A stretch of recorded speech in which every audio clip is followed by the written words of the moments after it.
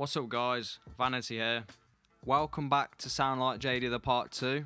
Just to give you a quick recap, in Part 1 we looked at 4 different Dilla records. We broke them down, we analysed what makes up a Dilla record, you know, the mixing characteristics, some of the techniques he applied to the mix to get it so clean, how he gets his drum sound, etc. In this tutorial, I'm going to be taking you through one of my own tracks called Eternally. Now, I made this track back in March, but it was very much inspired by J Dilla, and I think it sounds quite like a J Dilla record, especially on the drums. So I'm going to take you through how I made it. I'm going to show you the drums, the sub bass and the sample, how I put it together, give you some tips on the actual instrumentation, and give you loads and loads and loads of mixing advice. So I hope this tutorial is going to be really useful for you. So I'm just going to get straight into it and play Eternally. I'm just going to play around 2 minutes of it. I don't want to play the whole track because I don't want the tutorial to drag on too much. So yeah, I'll get straight into it and play it.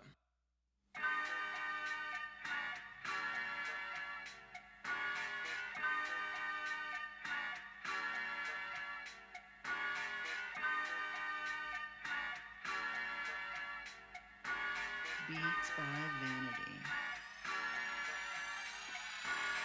Fancy attire, formula fit. Right. They fancy the presence, so now we formally here. No need to snort in your lines, we be the dope to your ears. At the sip of your rhyme, proceed to dance with your bitch. She is a ditty chick, but sure got away with them hips. Bella in the corner on some como some shit. Splashing water on his face, homie live in a bit. Let's get it out of her body's loosen my collar a bit. Baby suit, gold links, that's the top of the fit.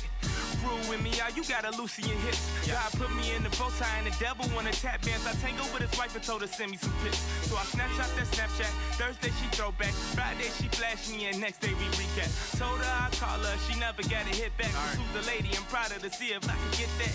Just curious is all. Okay, Bel Air's here, hello there. Yes, I'm just that man, I'm that rare. Black suit, Kohan's on, please don't stare. New World, CEO, get out my chair. Cause I'm the guy that's in the place, shorty. She walked up and said she's trying to make shorty.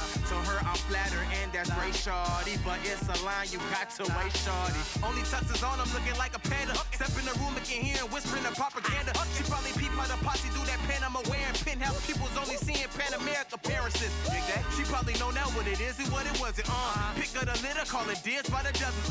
Cleaner than Lysol, add a little pint salt, mix it all together, make her wanna turn the lights. So I hope that gave you an idea of, the kind of track I'm going to be talking about and covering in this tutorial.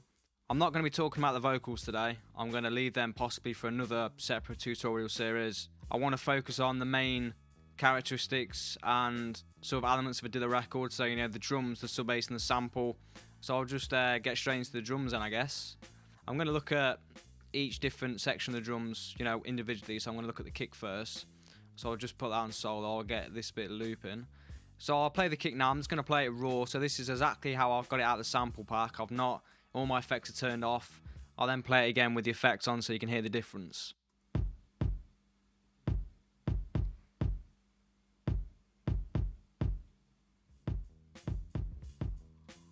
Right, so already you can hear it's quite a low frequency centered kick, which if you watch part 1, you'll know that Dilla's kicks sit around 60 to 80 hertz. So I wanted to get a kick that was already, kind of sitting there without having to do too many adjustments to it. So to start with, I added an equalizer, the FabFilter Pro Q2, which is an amazing equalizer. I'd definitely recommend it. I'm not sponsored by FabFilter, I want to mention, but it is a great EQ. So yeah, so I'm cutting just under, I'm cutting a 5K by 5 dB. This depends on your sample. Like I said, I made this track back in March, so I was obviously just doing that to get rid of some frequencies that I didn't need in the mix. So a good way to actually find frequencies that you want to remove is to actually boost by around 10 dB and then just sweep up and down. And if there's any frequencies that are poking out, take them down by, 4 or 5. But I think it's a common misconception that a lot of people kind of boost like by, 30 dB and then sweep, and then try and hear for sounds that are sticking out. But if you're boosting by something ridiculous as 30 dB, everything's going to stand out. So you're going to be making so many cuts, you're going to lose the whole sort of dynamic presence of the sample. So, don't do that. Just boost by around, 8 dB max, and then just sweep. You might get something sticking out around 1, 2, and 5K are usually common areas that people do a lot of cutting in, and just pull it down by, 4 or 5 dB just to remove it. I'll put it back where it was. And then also for the low cut here, so a lot of producers may cut at 50 or even 100.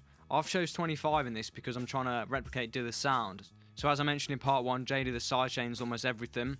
So in this case, the kick drum is sidechained to the bass, so the bass ducks, allows the kick drum to pass. So it doesn't matter how low cut the kick drum is, because it's not going to be interfering with the bass, because the bass is dipping out of the way. So it doesn't matter. The only reason I've cut at 25, I could have left that in, but the only reason I did cut was because sometimes when you've got frequencies that low that you can't even hear, you can only really feel them on, you know, big systems. It can make your monitors flutter. If you get a sine wave and pitch it down to 25 hertz or lower, you'll notice that your monitors start to flutter, and it doesn't sound great, and it doesn't do your monitors any good either. So it's worth just rolling that off. It also cleans with your mixer tenfold as well. You'll notice throughout this tutorial I've cut the bass off everything. So moving on to the compressor, I've used Focusrite's Liquid Mix compressor. Now what the Liquid Mix compressor is it's actually a hardware box that you have sitting on your desk, and then it allows you to run the plug-in version, which you can see here. Now all that it does is basically emulate vintage and old compressors and equalizers, but it emulates them very well, and it's a very sort of sought after device. A lot of people are using this. Focusrite have actually discontinued making these, but you can still pick them up on eBay for, you know, £50, $80, whatever. You can see here that I've not really done any compression. I'll just play the before and after, so you can get an idea of what's actually going on both with the equalizer and the compressor. So firstly I'll just play before. And then after. So as you can hear, there's not really a lot going on. There's a little bit of bass missing, and the compressor's just brought the kick back down a little bit. So now I'm going to show you the last plugin I've got here. Now I'm boosting 6 dB at 60 hertz, so it's bringing up the sort of bottom end of the kick drum. As I said, I want my kick sitting between 60 to 80 hertz, and I didn't feel it was quite deep enough, so I just wanted to give it a nice little boost. And as I mentioned in the first tutorial, I'm then turning the output down by what I boosted it by. You may notice I'm turning it down by 12. That was because the kick drum was a little hot going in, so I'll turn it down an extra bit just to avoid the distortion. So I'll just do a before and after on this so you can really hear what's going on.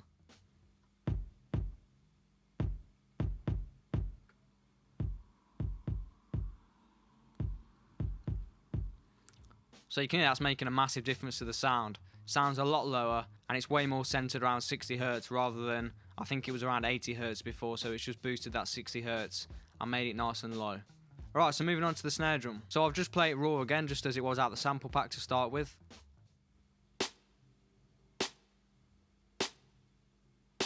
As you can hear, great sounding snare, room shot. Got a nice bit of crackle on the end of it, which is exactly what I wanted. I wanted, you know, some dirty samples, just as Dilla would have used. Again, I'm using a Fab 4 EQ. Cutting off at 100 hertz, I'll just before and after it for you.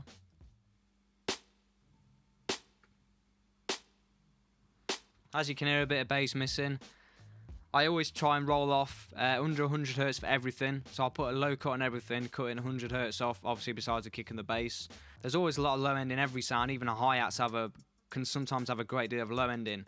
So get into the habit of cutting the bass off everything you can. Obviously your kick drum you probably only want to cut around 25 as I've just shown you, and the bass you probably want to leave alone. So I'll just show you the compressor. Again, I'm using Liquid Mix, and again it's not really doing much.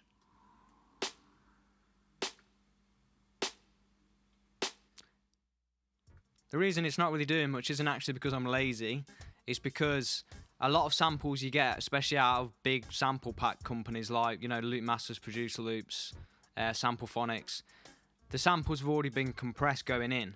So what that means is there's already been effects applied to them. So there's already been equalization, and usually there's always been compression applied to them. So what I'm saying is, don't necessarily always put a compressor and equalizer on your sounds as default. Don't get into the habit of that. Listen to the sound and decide if you actually need a compressor on it, if you need an equalizer. Chances are you'll probably always want an equalizer because you can change the tone greatly with that. A compressor is more useful for, you know, controlling the dynamics. It can also change the tone, but I think it's way more useful for controlling the sound rather than changing the tone, unless you've got some great sounding, you know, hardware equipment. So just make sure that you actually listen to the sound rather than automatically apply certain effects to it. So I'll move on to the hats now. So again, I'll play them raw.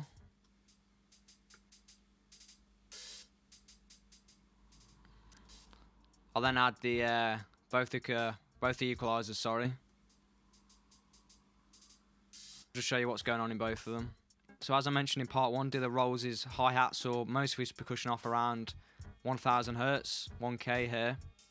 This gets rid of all the low end and all the unnecessary content that you don't need in there. I'm then boosting at 15 Hertz by 2 dB. This is just to give it a little bit of sparkle. I wanted the hi-hats to sit, you know, right at the top of the mix rather than getting muddled up with the sample, so I just gave it a nice little boost. Also worth mentioning is there's another compressor here which is just sidechaining the hi-hats to the kick drum. So every time the kick hits, the hi-hat ducks. I mentioned this again in part 1. If you try and get into the habit, well, I won't say get into the habit, but definitely try experimenting with sidechaining your percussion to your main kick and snare or just your main kick drum, because it can give your hats an added groove. So basically what it does is the percussion is ducking, allowing your kick and snare to punch through. And again, it's very subtle. It's not sidechaining it a great deal. You might not even be able to notice it. And also makes the drum samples, you know, punch through a lot cleaner because there's no frequencies sitting on top of them. Alright, so as well as the mixing, I just wanted to take a quick look at the sequencing behind the hi-hats as well, because there's a couple of things I just wanted to point out while I'm on the subject. So with hi-hats, and really any percussion, you know, tambourines, shakers, make sure you're varying your velocity. On Ableton, if you're not familiar, you got your velocity at the bottom. If you want the hi-hat to be louder, you pull it up, or if you want the hi-hat to hit harder, you pull it up. If you want it to hit a lot quieter or a lot softer, you take it down. So I've just sort of drawn in a wave here. The one thing I want to say on velocity is, imagine a drummer, when a drummer's playing, he doesn't hit the hi-hat at the same hardness every time, it varies. So varying the velocity just gives you a nice human element to your drum grooves and makes them sound less digital. Another thing that can really help with that as well is a thing that I think Dilla is one of the most notorious things Dilla's known for, is the swing on his drums. Now he's probably more well known for the swing on his snares, but I wanted to point that out in the hi-hats. So if you're not familiar with what swing is, it just basically means that, so rather than the hi-hat hitting on beat, so if I zoom in here you can see that the hi-hat is hitting perfectly on the beat. Swing may put it here or put it there. It puts the hi-hat slightly offbeat, or you know, whatever you're using, in this case hi-hats. It puts it offbeat and you might be thinking, well, why would I want to do that? It's going to be out of time. Well, it's not, because it only adjusts it a very slight amount. So think about when a drummer's playing, again, he doesn't hit the hi-hat on beat every single time. He's going to, you know, be a fraction of a second too late or too early, because he's only human, he's not a machine. If you want to do that in Ableton, you come down to this little section here where it says groove, and you've got a little sort of almost refresh button here. If you just click that, then it should bring up all the grooves you've got built in. These are all just the ones built into Ableton. I've not added any in here, and you actually get Ableton actually give you an MPC folder, which is really useful. As you know, Dilla use an MPC, so if you go in there, you can then pick out a swing pattern you want. So obviously 75 has got more of a swing on it than, you know, one that's 50. There's a lot in here, so you can just go for them. If you click this and then click on one, it's showing you the sort of groove that you can expect to have in your hi-hats or whatever you're applying it to. Now I've not used any swing on my snares or on these sequenced hi-hats, because the sample I've got, if you notice, I'll play it again later on its own, but it's very sort of like chopped in on the beat. Having the snare off beat and having the hi-hats kind of swinging, it just didn't sound right to my ears. It's just a personal thing. I have got some hi-hats off beat here, or we swing on them. You can see here. So the first ones have been bounced out from a separate project. So these ones have got, I'll just play them now for you.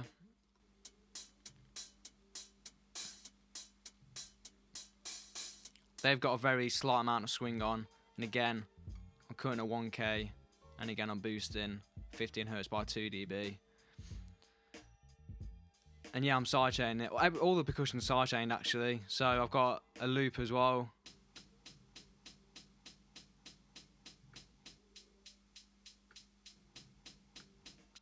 Again, being sidechained to the kick drum, so it's again giving an added sort of element of groove to the track. And again, it's being cut at 1K. You'll notice the running theme here. All the percussion's being cut at 1K, and again being sidechained to the kick. So you can hear a lot more swing on this hi-hat pattern.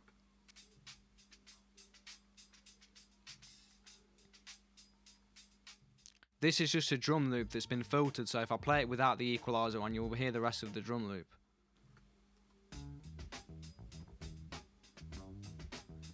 you know, suddenly that bass line and the kick and the snare have come back. So that's filled at 1K just to get the percussion and just to get the snare and the kick and the bass. You know, I don't want that, so I was just getting rid of it. So I'm just going to play everything together now. Well, all the drums together, I should say.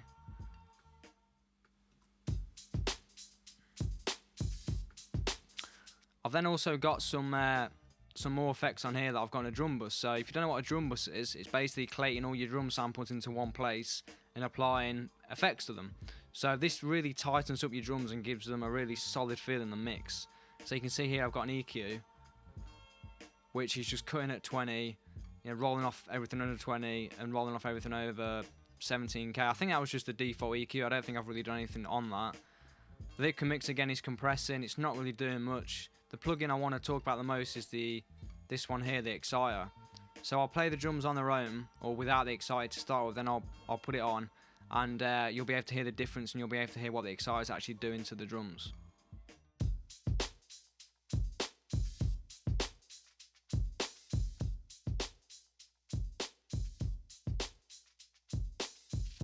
So can you hear the difference with the snare? I'll just play it again.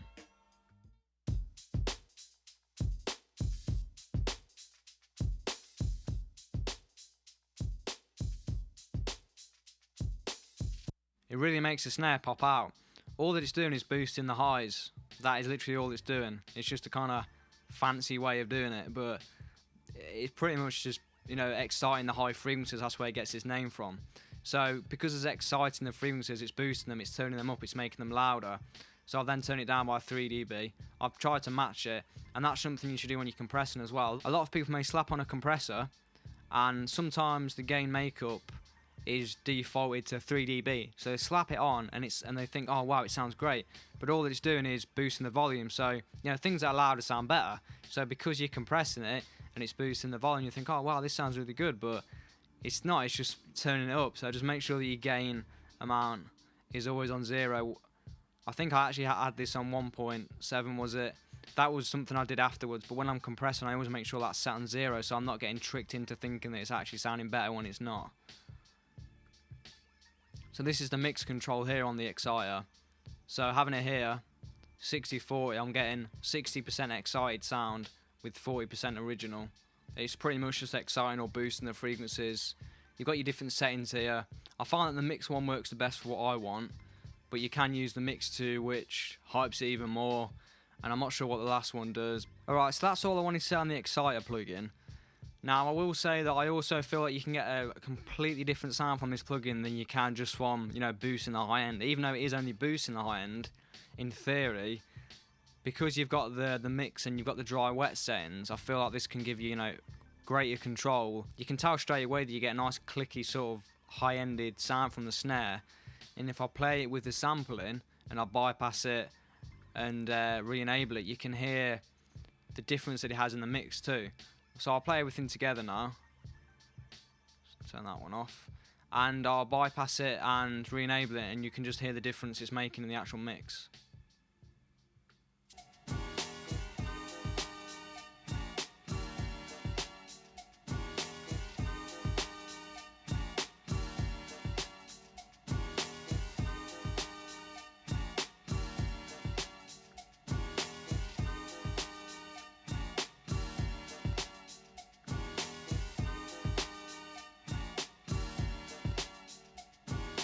Did you get that? So it just makes it, I think it just makes it pop out the speakers a little bit more, personally. But again, it's a taste thing, and I felt like it got the sound that I wanted, so I was happy to use it in that case. So I just want to talk a little bit about the sub bass as well. Alright, so for all my sub bass, I always use Massive. It's a very, you know, well-used plugin, but I feel like for getting simple sounds such as sine wave sub basses, it's very easily achieved. You know, it's a very easy plugin to use, I feel. It's very intuitive. It's very easy to find your way around. And I kind of like to keep things as simple as possible. So yeah, Massive for the sub bass. I'll just play the sub bass on its own now, without any of the effects on, so you can hear what it sounds like just straight out of Massive.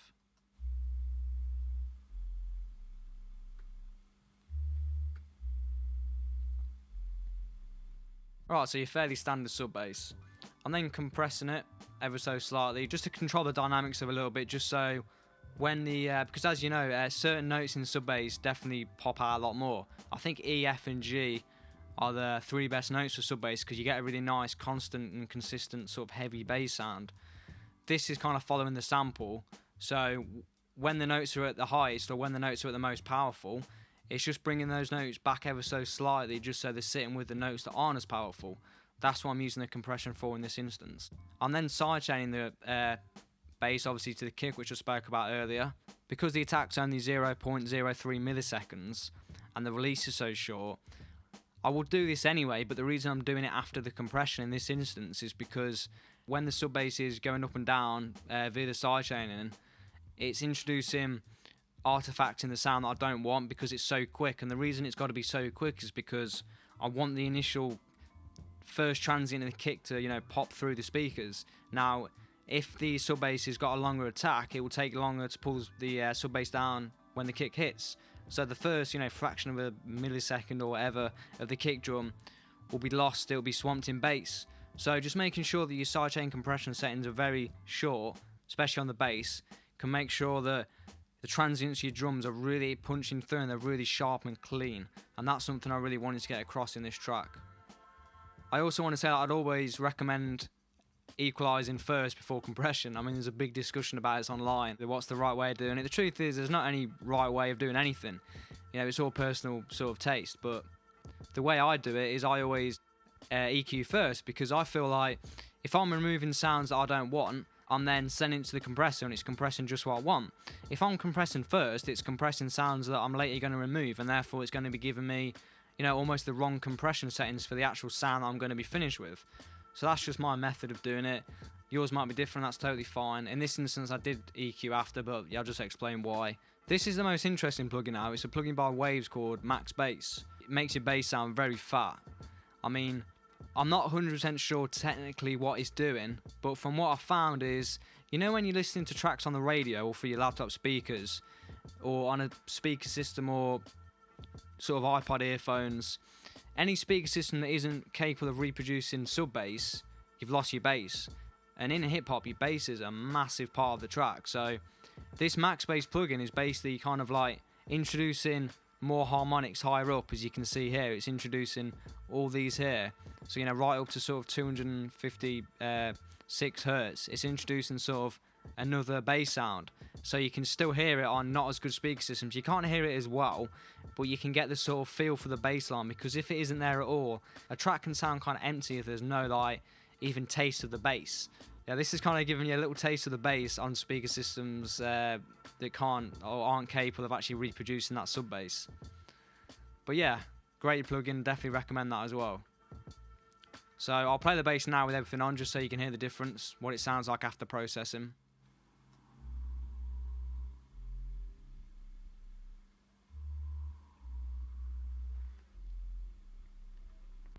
So as you can hear, it sounds a lot smoother and a lot more controlled. So I just want to take a quick look at the sample now. There's 2 parts to the sample. The first part is the sample that I lifted from the track. This part here, you can see it's not been chopped. Then this one here is the one that I chopped for the second half or the second verse of the track. I'll just play it now just so you can get an idea of you know, what each part sounds like again on its own. I'll make sure that nothing, there's no plugins activated as well. Yep.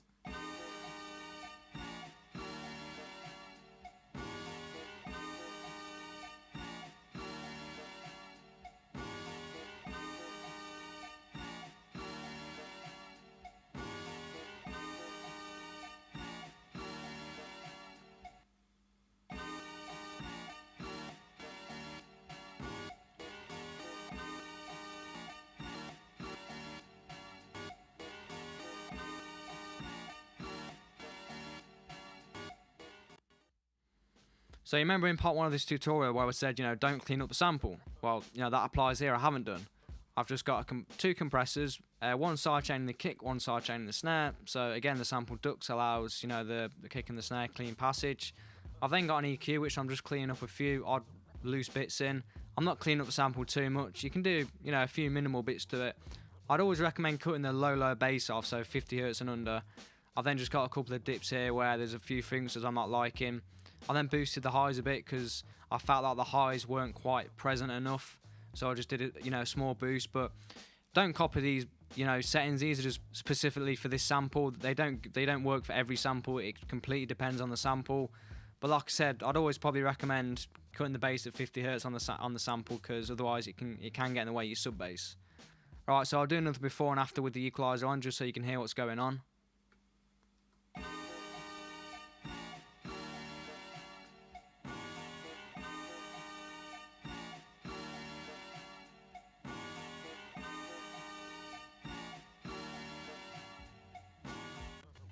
So you can hear I'm just removing a bit of the bass, boosting the high slightly, nothing too fancy. And again, there's actually no separate compressor on this, so it goes back to what I was saying earlier about sometimes you get samples where you don't actually need to compress them. This was obviously out of a pre-made record. The record's already been mixed, mastered. It's already been compressed probably a few times, so I didn't feel that there was any need to compress it. I mean, you can see here on the sample that you can see how well compressed it is and controlled.